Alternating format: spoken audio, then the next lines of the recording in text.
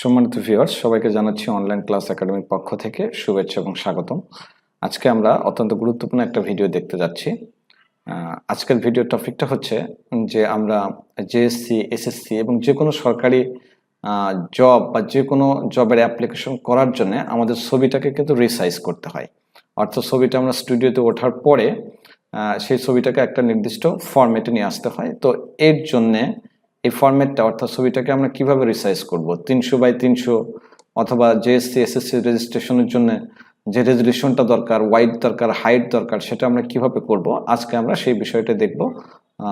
অত্যন্ত সুন্দরভাবে, অত্যন্ত সোজাভাবে এটা কিভাবে করা যায় সেই বিষয়টা আজকে আমরা দেখব। এর জন্য আমাকে প্রথমে যেটা করতে হবে যে আমি ছবিটাকে স্ক্যান করে নিয়েছি। আমি যে এই ফাইলের ভিতরে, ফটো ফাইলের ভিতরে আমি যে ছবিগুলোকে কাটবো বা ক্রপ করব সেই ছবিগুলো কিন্তু আমি এখানে স্ক্যান করে রেখে দিয়েছি।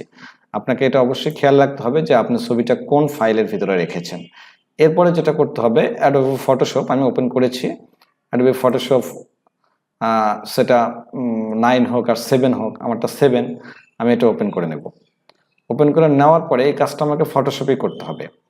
নেওয়ার পরে আমাকে যেটা করতে হবে সেটা হচ্ছে যে ওই স্ক্যান কপিগুলো আমার এখানে ওপেন করতে হবে। সেই জন্য ফাইলে যাব, ফাইল থেকে ওপেনে যাব,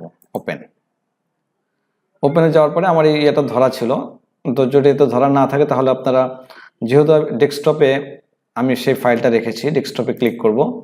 ডেস্কটপে ক্লিক করার পরে আমি চলে যাব হচ্ছে ফটো ফাইল, এই যে ফটো ফাইল, তারপর ওপেন। ফটো ফাইল থেকে ওপেন করার পরে ফটো ফাইলের মধ্যে যে কটা স্ক্যান কপি আছে সেই কটা স্ক্যান কপি কিন্তু আমি এখানে দেখতে পাচ্ছি। তো এইখান থেকে আমি যদি এটা এই স্ক্যানটা, অর্থাৎ এই স্ক্যানটা এখান থেকে যদি আমি ছবিটা ক্রপ করতে চাই তাহলে এখানে ক্লিক করব। ক্লিক করার পরে ওপেন। হ্যাঁ, আমার স্ক্যান যে কপিটা আছে সেই স্ক্যান কপিটা কিন্তু আমার এখানে ওপেন হয়ে গেছে। এটাও কিন্তু জেপিজি ফরম্যাটে একটা ছবি।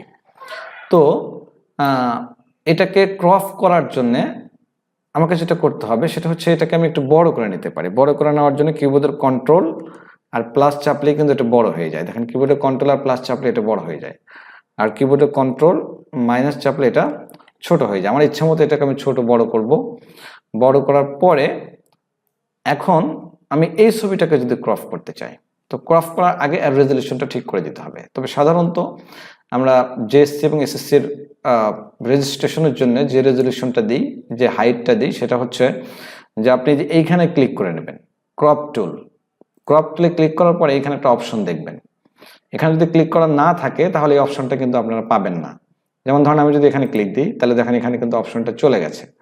আপনাকে ক্রপ টুলে ক্লিক করতে হবে। ক্লিক করার পরে এইখানে সাধারণত জেএসসি এসএসসি রেজিস্ট্রেশনের জন্য আমার ছবির ওয়াইট হয় হচ্ছে 480।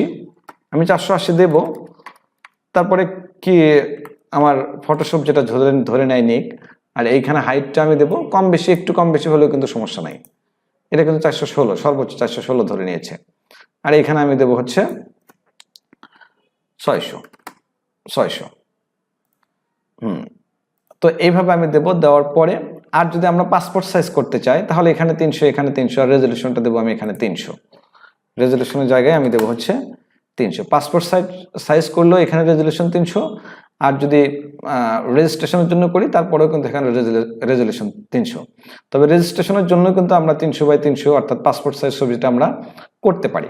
তবে আমি সর্বোচ্চটাই দিলাম আর কি, যে ওয়াইটও 416, হাইটও 416। কিন্তু এখানে এই ফটোশপে আপনার এর বেশি নিচ্ছে না। তবে যেটাতে নেবে সেটাতে আমরা এখানে দেবো 480, আর এখানে দেবো হচ্ছে 600, আর রেজলিউশন দেবো হচ্ছে 300।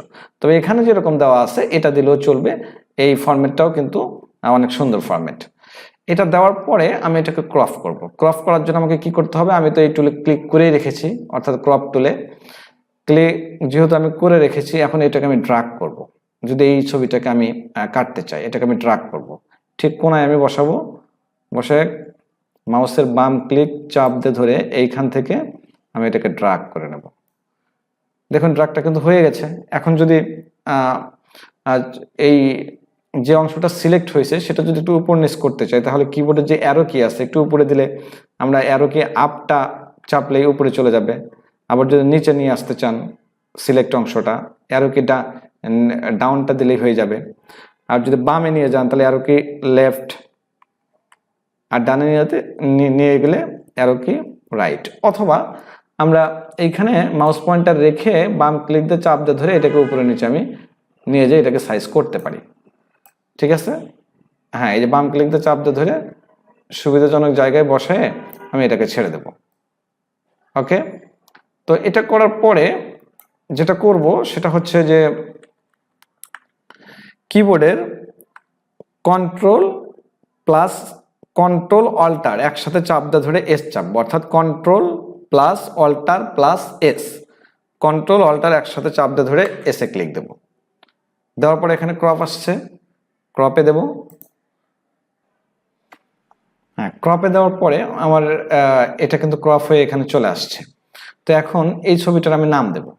এখন নামটা কেমনে দেবেন? নামটা হবে হচ্ছে, যদি সে ক্লাস 9-এর, তার রোল যদি হয় লগা 55, তাহলে 55 দিয়ে দিলাম আমি, অথবা দিয়ে দিলাম 40। সে যদি বি শাখাত হয় তাহলে এখানে বি দেব। বি দিয়ে আমি এখানে সেভ করে দেব। সেভ দেওয়ার পরে আর একটা পপ আপ আসছে, এইখানে আপনার ছবির সাইজ দেখাচ্ছে স্মল ফাইল, এটাকে আপনি লার্জ করে রাখতে পারেন, এদিকে টান দিয়ে লার্জ করতে পারেন। আর হচ্ছে দেখেন এটাকে লার্জ করলে কোয়ালিটি কিন্তু বেড়ে যায়, এই কোয়ালিটি কিন্তু বেড়ে যায়। এটাকে পুরো ফুল লার্জ করে রাখতে পারেন, অথবা যেখানে আছে সেখানেও রাখতে পারেন। আর একটা বিষয়, ছবির সাইজটা হচ্ছে এখানে 56 KB দেওয়া আছে, তো এখান থেকে আপনি কিন্তু সাইজটা যদি একটু বড় করে নেন তাহলে ছবিটা একটু ভালো দেখা যাবে। দরকার নাই, আমার 56 KB হলে এনাফ। বাস, এই কয়টা সেটিং করে একবার, এই সেটিং কয়টা আপনার একবার করতে হবে, তারপরে কিন্তু আর করতে হবে না। তারপর ওকে দেওয়ার পরে আমি একটু দেখি যে আমার ছবিটা কোথায় সেভ হয়েছে। এই যে ফাইল থেকে আমি স্ক্যান কপিটা নিয়েছিলাম, এই ফাইলটা আমি ওপেন করতে চাচ্ছি। দেখেন এখানেই কিন্তু আমার ছবিটা সেভ হয়েছে, অর্থাৎ যে ফাইল থেকে আমি স্ক্যান কপি নেব, আমি যে ছবি ক্রপ করব সেই ক্রপ ছবিটাও কিন্তু সেই ফাইলেই কিন্তু সেভ হয়ে যাবে। এখন যদি আমি আরো ছবি ক্রপ করতে চাই, তাহলে আমি আগের অবস্থানে যদি ফিরে যেতে চাই, তাহলে সেই ক্ষেত্রে আমাকে যেটা করতে হবে, আবার কন্ট্রোল অল্টার এবং জেড চাপতে হবে। তাহলে দেখেন যে স্ক্যান কপিটা ছিল সেটা কিন্তু আবার চলে আসছে। এবার যদি আমি এটা কাটতে চাই, সেম নিয়মে, আমার এটা তো ধরাই আছে, আমি এখানে মাউস পয়েন্টার রাখবো, রেখে মাউসের বাম ক্লিক দেব, দিয়ে চাপ দিয়ে ধরে ড্রাগ করে এইভাবে অংশ রাখবো, রেখে এটাকে আমি একটু ডানে বামে করে এটাকে সুন্দর করে নেওয়ার পরে সে একই নিয়মে কন্ট্রোল অল্টার এস দেওয়ার পরে ক্রপ, এই ছবিটা কিন্তু এখানে চলে আসছে। এখন আর রোলটা দিয়ে সেভ করে দেবেন। আর রোলটা যদি হয় 41B, এই বিটা কিন্তু শাখার নাম আমি দিয়ে দিলাম, যেহেতু ছেলে মেয়ে একসাথে ক্রপ করতে হয় সেজন্য ছেলেদেরকে তার রোল এবং এ শাখা, আর মেয়েদেরকে তার রোল এবং বি শাখা দিয়ে সেভ করলে সুবিধা হয়। কারণটা হচ্ছে অনেক সময় 2 শাখা হইলে ছেলের শাখা তো এক রোল থাকে, আবার মেয়ের শাখা তো এক রোল থাকে, সেই ক্ষেত্রে শাখার নামটা যদি এখানে দিয়ে দেন তাহলে ছবিটা খুঁজতে কিন্তু সুবিধা হবে। তো আমি এটা দিয়ে সেভ করে দিলাম, সেভ। আর এখানে একবার তো আমি ঠিক করে নিচ্ছি, এটা আর আমার আর ঠিক করার দরকার নাই, এখানে আমি ওকে দিয়ে দেবো। ওকে, বাস। এইভাবে আবার যদি আমি কাটতে চাই, আবার আমি ব্যাকে চলে যাব, ব্যাকে যাওয়ার জন্য কন্ট্রোল অল্টার জেড, আবার এইখান থেকে আমি সেভাবে কিন্তু কেটে নেব। এই সকলগুলো ক্রপ করার পরে আমি যা দেখব যে আমার সব ছবিগুলো কিন্তু এই যে ফাইল থেকে, অর্থাৎ ফটো ফাইল, যে ফাইল থেকে আমি স্ক্যান কপি নিয়েছিলাম সেই ফাইলে কিন্তু এইভাবে একে একে কিন্তু সেভ হতে থাকবে। এইভাবে কিন্তু অতি সহজেই আমরা ফটোশপ দিয়ে পাসপোর্ট সাইজ ছবি এবং এই রেজিস্ট্রেশনের ছবিগুলো কিন্তু আমি ক্রপ করতে পারি। পাসপোর্ট সাইজের জন্য কিছুই করতে হবে না, শুধুমাত্র এখানে দিয়ে দেবেন 300, ওয়েট 300 আর হাইট হচ্ছে 300, হাইট 300, রেজলিউশন 300 দিয়ে এইখানে আপনি কাটবেন, এখানে কেটে নেবেন ইচ্ছা মতো। কেটে নিয়ে যে ছবিটা পাবেন সেই ছবিটাই হচ্ছে আপনার পাসপোর্ট সাইজ ছবি।